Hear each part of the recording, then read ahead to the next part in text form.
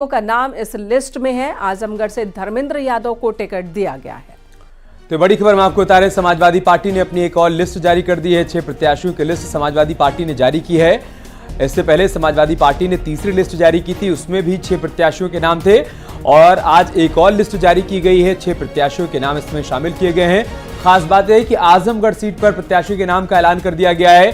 धर्मेंद्र यादव को यहां से चुनावी मैदान में उतारा गया है। 2019 के लोकसभा चुनाव में अखिलेश यादव ने आजमगढ़ से अपनी किस्मत आजमाई, जीत दर्ज की, लेकिन बाद में 2022 में विधानसभा चुनाव जीतने के बाद आजमगढ़ सीट उन्होंने छोड़ दी थी और यहां पर जब उपचुनाव हुआ तो समाजवादी पार्टी ने धर्मेंद्र यादव को ही टिकट दिया था। उनके सामने दिनेश लाल यादव निरहुआ थे और धर्मेंद्र यादव तब चुनाव हार गए थे, लेकिन एक बार फिर से पार्टी ने 2024 में उनको ही आजमगढ़ सीट से चुनावी प्रत्याशी बनाया। तो इस वक्त बड़ा नाम समाजवादी की ओर से जो इस नई लिस्ट में है वो है धर्मेंद्र यादव का नाम। आजमगढ़ से एक बार फिर चुनाव लड़ेंगे धर्मेंद्र यादव। उपचुनाव के दौरान उन्हें हार का सामना करना पड़ा था। अलाउद्दीन इस वक्त हमारे साथ फोन लाइन पर मौजूद है। अलाउद्दीन, समाजवादी पार्टी की लिस्ट में यादव परिवार के कई नाम है, धर्मेंद्र का नाम अब आजमगढ़ से जुड़ गया है। एक बार फिर वो आजमगढ़ से ही चुनाव मैदान में होंगे। 11, 7, 7 और उसके बाद ये 6 लोगों की लिस्ट। हालांकि इस लिस्ट में एक व्यक्ति को मिश्रित से जो है बदलाव किया गया है। मनोज राजवंशी को जो है टिकट दिया गया। लेकिन जो सबसे महत्वपूर्ण बात है वो तो धर्मेंद्र यादव का जब बदायूं से टिकट काटा गया था और शिवपाल सिंह यादव को वहां से उतारने का फैसला किया गया था और धर्मेंद्र यादव को कन्नौज का और आजमगढ़ का प्रभारी बना दिया गया था, तो सवाल ये उठने लगा था क्या इस बार धर्मेंद्र यादव चुनाव नहीं लड़ेंगे।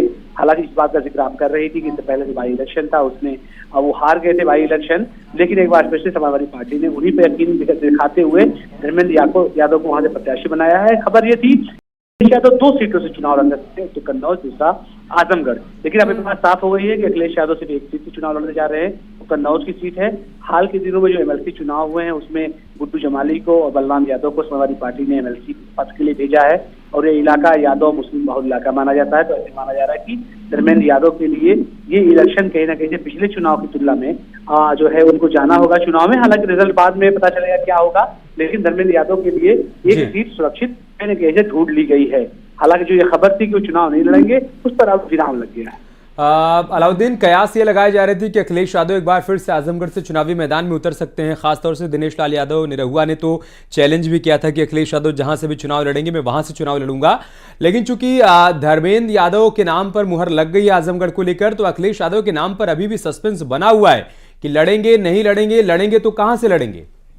देखिए, अखिलेश यादव ने इससे पहले भी कई मौकों पर इस बात का जिक्र किया है और इशारा किया है कि कन्नौज से वो चुनाव लड़ने कर रहे हैं, क्योंकि आप देखेंगे कि पिछले 4 महीनों के जब डेटा को निकाल कर देखेंगे तो अखिलेश यादव का सबसे ज्यादा सफर कन्नौज में हुआ है। कन्नौज में किसी की शादी हो, किसी का निधन हो, श्रद्धांजलि सभा हो, स्कूल कॉलेज के छोटे कार्यक्रम हो, तो इन तमाम चीजों से इशारा ये मिलता हुआ दिखाई दे रहा है कि कन्नौज में उनका इंटरेस्ट ज्यादा है। जबकि जब आजमगढ़ में उनके सफर के डेटा को देखेंगे तो वो सफर अब पिछले 3-4 महीनों में से 2 सफर दिखाई देता है। ऐसे में कन्नौज में उनका आना जाना ज्यादा, तो ऐसे में जो राजनीतिक घटनाक्रम दिखाई दे रहा है कई बार राजनीति में चीजों को देख करके और एक्टिविटी से अंदाजा लगाया जाता है कि आखिर नेता किस तरह कदम उठाएगा, तो ऐसे में दिखाई दे रहा है। तो इससे अनुमान है कि कन्नौज जो इस वक्त बीजेपी के खाते में लोकसभा सीट, सुब्रत पाठक वहां से सांसद हैं, तो कन्नौज वापस समाजवादी पार्टी की झोली में आ जाए और इसके लिए अखिलेश यादव खुद कन्नौज से चुनावी मैदान में नजर आएंगे, शायद इस तरह की उम्मीद है। अलाउद्दीन, ये भी बताएं कि अब तक समाजवादी पार्टी की ओर से कितने नाम, कितने चेहरे सामने रख दिए गए हैं। ये समाजवादी पार्टी की ये 5वीं लिस्ट थी जिसका जिक्र अभी मैं कर रहा था। एक लिस्ट कल भी आई थी, तो समाजवादी पार्टी की जो पहली टोटल लिस्ट थी जिसमें उन्होंने पश्चिमी उत्तर प्रदेश से नामों की घोषणा की थी, जिसमें जो है सबसे पहला नाम शफीकुर रहमान बर्क, हालांकि उनका निधन हो गया। उसी लिस्ट में फिरोजाबाद से अक्षय यादव, उनके परिवार से मैनपुरी से डिम्पल यादव थी। एटा बदायूं से धर्मेंद्र यादव का नाम था, लेकिन बाद में चेंज हो गया था। उसमें लखनऊ की सीट भी थी पहले लिस्ट में। इसके अलावा बांदा की सीट थी, फैजाबाद, अम्बेडकर नगर की सीटें थी पहली लिस्ट में।